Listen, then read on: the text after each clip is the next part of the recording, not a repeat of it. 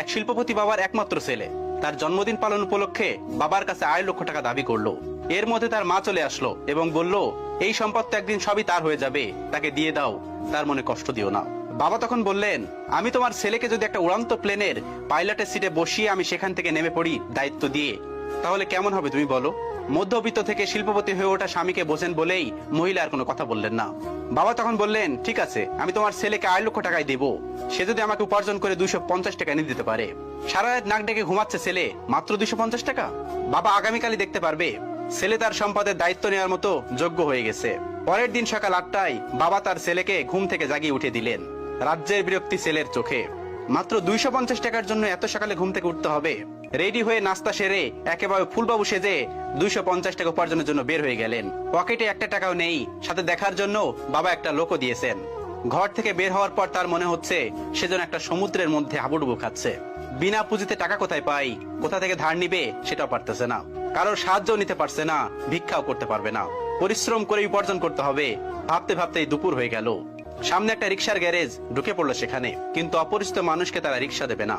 হঠাৎ মাথায় একটা বুদ্ধি আসলো, রিক্সা পাইনি তো কি হয়েছে, রিক্সা ঠেলতে তো পারবে। তখন উঁচু ব্রিজ গুলোতে রিক্সাওয়ালার সাথে একজনকে রিক্সাগুলোতে ঠেলে উপরে উঠিয়ে দিতে হতো, বিনিময়ে যাত্রীরা 1 টাকা করে দিত। নন্দলাল নাদুস নদুর জীবনে কোনো কাজ করেনি, এক গ্লাস পানিও নিজে কখনো ঢেলে খায়নি, আর আজ তপ্ত রোদে রিক্সা ঠেলছে, তাও আবার পুরান ঢাকায়। 10টা রিক্সা ঠেলে 50 টাকা উপার্জন করলো। 11 নম্বর রিক্সা ঠেলতে গিয়ে হোঁচট খেয়ে হাঁটু গেল ছিঁড়ে। আবার উঠে দাঁড়াতে যাত্রীর হাতে 5 টাকা দিলে চোখে অজর ধারায় কান্না চলে আসলো। ঘন্টাখানেক পর হাঁটুর ব্যথা আর তীব্র হতে লাগলো। বিকেল পর্যন্ত গুনে কেবল 90 টাকা উপার্জন হয়েছে।